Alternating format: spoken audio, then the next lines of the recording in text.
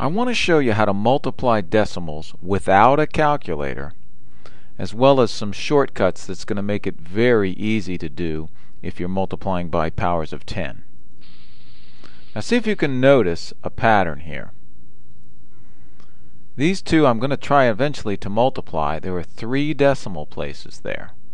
The first one as a fraction would be written 3/10, and the second one would be 2/100, wouldn't it? Now we know how to multiply fractions. We multiply the tops and we multiply the bottoms. Note once again 3 zeros. The answer, non-reduced mind you, would be 6/1000. That could be written as a decimal 6/1000. Once again 3 decimal places. See a pattern?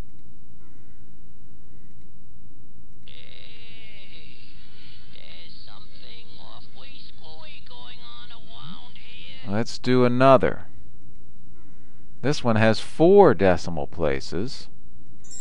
The first number as a fraction would be 7/100, wouldn't it? The second as a fraction would be 3/100. And if I multiplied them, I'd get 21, and 100 times 100, I promise, with 4 zeros, is 10,000. Now 21 10,000ths as a decimal, you got to end the 1 with the 10,000 spot. Got to be careful. It's going to look like this. That's 21 10,000ths. But once again, notice not 4 zeros, but 4 decimal places. 1, 2, 3, 4. Wait a minute. Well, we can use this pattern to multiply decimals. The rule is going to be to multiply decimals. Multiply as though they were whole numbers. In other words, as though there wasn't a decimal place at all. Then take that result, that answer, and position the decimal point so that the number of places is equal to the sum, the adding up, of the number of decimal places in the original problem. Take a look at this one. I'm going to assume that the decimal place, at least pretend for a second that it's not there. 34 times 2. Now 34 times 2 is 68. Now I have to remember that it is there. But without the decimal place, with the decimal point, this answer would be 68. Now, take that result, 68, and I'm going to move the decimal place over the total number of places are in the original problem. This only has 1. So I'm going to take it from the right, move it over 1 place, and my answer is in fact 6 8/10. So it's not that bad. Okay, once again, we're going to multiply the numbers as if there were no decimal places. Let's erase them. Multiply normally. Oh, remember how to do that? Let's see. 4 times 3 is 12. 2, carry the 1. 4 times 2 is 8, plus the 1 is going to be 9. Now, 1 times 3, put it in the 10th spot, of course, and 1 times 2 is 2. Add up your partial products, carry the 1, and my result, without considering the decimal point, is 322. Now what do I do with 322? Count up how many decimal places are in the original problem. I see 2 decimal places. So with that result, 322, I'll move over those 2 decimal places from the right. And my answer is, in fact, 3 22/100. It's not that bad. Now, often, we find ourselves multiplying by 10. And there's a nice shortcut, not only with numbers, but with decimals. 5 times 10 is 50. 3 times 100, 300. 12 times 1,000, 12,000. Those are easy, aren't they? Note 1 0 when I multiply by 10. And I just added 1 0. 2 zeros when I multiplied by 100. And I just added 2 zeros. There's a pattern here. 3 zeros when I multiplied by 1,000. And I kind of just added 3 zeros, didn't I? Well, we're going to put those two shortcuts that I just showed you together when we multiply decimals by powers of 10. Let's put those two shortcuts together, and I'll show you a way to multiply decimals by 10.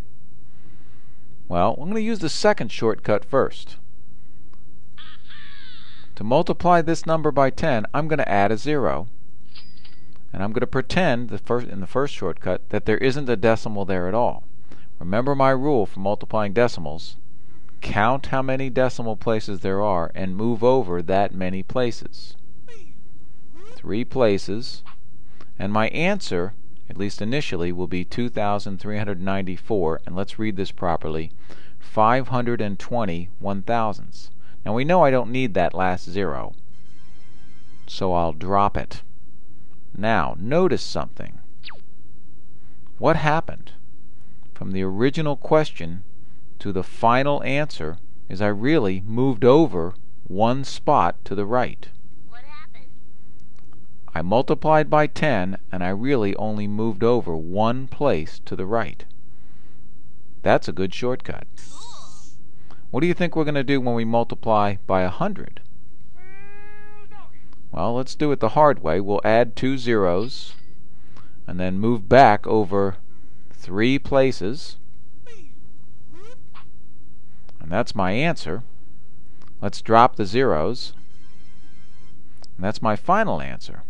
But what really happened is, in this case, to go from the question to the answer, to multiply by 100, I just moved over 2 places. So to multiply by 10 to the 2th, or 100, I move over that many places. You are a cool toy. I've got a new shortcut for you. To multiply decimals by powers of 10, move the decimal place to the right, of course the right so it's a larger number, the same number of places as there are zeros in the power of 10. Remember, don't forget, when you're multiplying, move to the right because the number should get bigger. If you need to add zeros, you can. Excuse me, Professor Brainiac. For instance, in this example, I have 3 zeros. So I would need to move the decimal place over 3 places. But Now what am I gonna do? I don't have 3 places. I can make a third place. How do you make a third digit? Add a 0. Not a problem. And there's my answer. Now, remember, if I move it over to the end, if the decimal place is at the end, I don't write it. Let's multiply this number by 1,000. I'll need to move it over how many places to the right? 3 places, because I see 3 zeros. I don't have 3 places, but I can make additional places. I need 2 more. I already have 1. So I add 2 zeros, and there's my answer. Okay, go try it, and try the shortcuts too. Good luck.